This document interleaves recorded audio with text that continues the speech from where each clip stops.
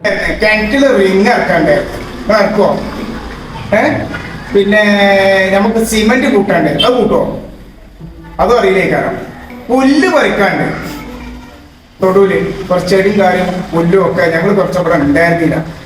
ഞങ്ങൾ സ്റ്റേഷനിലായിരുന്നു. അപ്പൊ എന്താ വെച്ചാൽ കുറച്ച് പണികളുണ്ട്. സിമെന്റിന്റെ റിങ് ഇന്നുകൊണ്ട് കഴിയില്ല. കാരണം പ്ലാസ്റ്റിക്കിന്റെ റിങ് ഞാൻ ഇറക്കുള്ളൂ. കാരണം അത് കനം ഉണ്ടാവില്ല. സിമെന്റ് കൂട്ടാൻ എനിക്കറിയില്ല. അറിഞ്ഞിട്ടല്ല പിന്നെ നിറച്ച് കുരു പൊന്തിന് കാലുകളിൽ. ഭയങ്കര അലർജി സിമെന്റ്.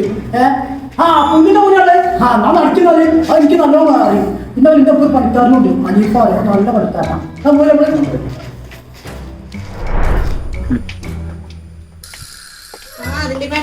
പണിക്കാരെ കിട്ടിയോ? രണ്ടുപേരെ കിട്ടിയിട്ടുണ്ട്. അത് മൊയ്തും അനീഫയും. ഞാനിപ്പോ എവിടൊക്കെ തെരഞ്ഞു നടന്നവരെ രണ്ടാളെ കിട്ടാൻ. അവര് റിങ് ഇറക്കൂല, സിമെന്റിന്റെ അതാണ് ഞാൻ പ്ലാസ്റ്റിക് ആണെങ്കിൽ സിമെന്റ് വെക്ക് പറ്റൂല. പിന്നെ ചെടി പറിക്കാനാണെന്നുണ്ടെങ്കിൽ ഓക്കെ, അതാകുമ്പോ സുഖപ്പണിയാണല്ലോ. അതാണ് ഇപ്പൊ അവര് പറഞ്ഞത്. പിന്നെ അവര് എന്തൊരു പണിക്കാരാ, പോച്ച പറിക്കാൻ മാത്രമാണെങ്കിൽ എന്താ പണി? എന്താ ഇപ്പൊ കിട്ടുക? എനക്ക് ഇവിടെ ഒന്ന് പറഞ്ഞാൽ മതി. ഞാനിപ്പോ അവിടെ ഒരുപാട് നേരമായി തെരഞ്ഞെടുക്കണേ. ഏതായാലും കിട്ടിയതാ. നല്ല പുല്ല് പറിക്കുന്നുണ്ടോന്ന് നോക്കാം. പിന്നെ ഞാൻ പറയുന്നുണ്ട് കേക്കേ, ഒരു മിനിറ്റ്. ഈ പുല്ല് ഫുള്ള് പെടുന്നാണ്ട് അങ്ങനെയാണ്ട് ഫുള്ള് വീഞ്ചി ഫുള്ള് ചെത്തി ഒഴിവാക്കുക. നിങ്ങൾ എത്തപ്പെട്ട് നോക്കിക്കണേ. അവിടെ നോക്കി അവിടെ ഞാൻ പറഞ്ഞില്ല, വായ അവിടെ നിർത്തിങ്ങാണ്ട് കുഴിച്ചിടാണ്ട് ഇവിടെ ഫുള്ള് അത് വൃത്തിയാക്കുക. അതേമാതിരി അവിടെ കുറെ പണിയുണ്ട്. ഓരോരുത്തർ മാത്രം ഇങ്ങനെ കൊത്തിക്കൊണ്ട് നിൽക്കരുത്. വിളിച്ചു കൊണ്ടപ്പോ തന്നെ നിങ്ങൾക്ക് റിങ്ങർക്ക് അറിയില്ല, മറ്റേത് അറിയില്ല, തോടെ എന്നാക്കാൻ അറിയാം. നിങ്ങളുടെ അടുത്താണല്ലോ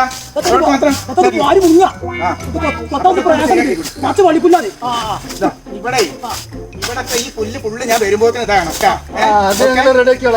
ദീപേ ഇത് കാണിച്ചു കൊടുക്കട്ടോ. ഓക്കെ, ഞാൻ ഇപ്പൊ വരാം. പണികളൊക്കെ ചെയ്തോ? അവിടെ കിടക്കുവാണല്ലോ. എന്താ പണിയാ ഇത്? നിങ്ങൾ എന്താ എന്നെ കണ്ടിട്ടില്ലേ? നിങ്ങൾ പണി ചെയ്യും മനുഷ്യ. എന്നെ ഇങ്ങനെ നോക്കി നിൽക്കാണ്ട്. നമുക്ക് 10 മണിക്ക് ചായണോ, പിന്നെ 1 മണിക്ക് നെയ്ച്ചോറ്, പിന്നെ 4 മണിക്ക് സുലൈമാനി. തന്നെ ലിസ്റ്റ് നിർത്തി ഇവിടെ. അത് ഞങ്ങൾ നോക്കട്ടെ ഈ ചെയ്യുന്ന പണികൾ എങ്ങനെയുണ്ടെന്ന്. എന്നിട്ട് ലിസ്റ്റിലുള്ളതൊക്കെ എങ്ങനെയൊക്കെ തരണമെന്ന് ഞങ്ങൾ അങ്ങ് തീരുമാനിക്കാം. ഒന്ന് വേഗം ആവട്ടെ. ഇങ്ങനെ ഒരിടത്ത് തന്നെ കിളച്ച് തിന്നാല് എന്താ ഇതൊക്കെ? ഇത് പഴയ വണ്ടി എടുത്താലേ ഓടാൻ പറ്റുള്ളൂ. എന്നിട്ട് പഴയ വണ്ടിയുടെ ലിസ്റ്റ് അല്ലല്ലോ പറഞ്ഞത് മൊത്തം.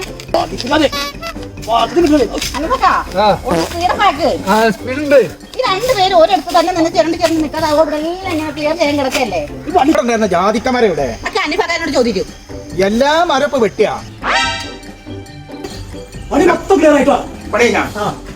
പണി കഴിഞ്ഞ് കൂലിക്ക് വന്നാണ്. എന്താ അവിടെ കാട്ടിച്ചിട്ടുണ്ടത്? എല്ലാ മരം മുഴുവൻ വെട്ടിക്കണല്ല. കണ്ടമാനം ഞാൻ കാണിച്ചെന്ന മാതിരല്ലോ. ഇപ്പൊ കൂലി ഇങ്ങോട്ട് എന്റെ പോരാണ്. എന്താ അവിടെ കാട്ടിച്ചിട്ടുണ്ട്? 2,000-3,500 രൂപ മുതലാണ് ആസാക്കിയിരുന്നത്. അതെ, ആ വെട്ടിക്കളഞ്ഞ സാധനങ്ങളുടെ നഷ്ടപരിഹാരം ഇവിടെ കൊണ്ട് വെക്കട്ടെ.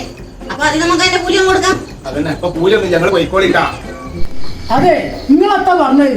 മൊത്തം വെട്ടി നിരത്തിക്കൂടി. ഞങ്ങൾ മൊത്തം വെട്ടി നിരത്തി പിന്നെ കൊത്തി ആകെ ക്ലിയർ ആക്കി. എത്താ നിങ്ങൾ പറയുന്നത്?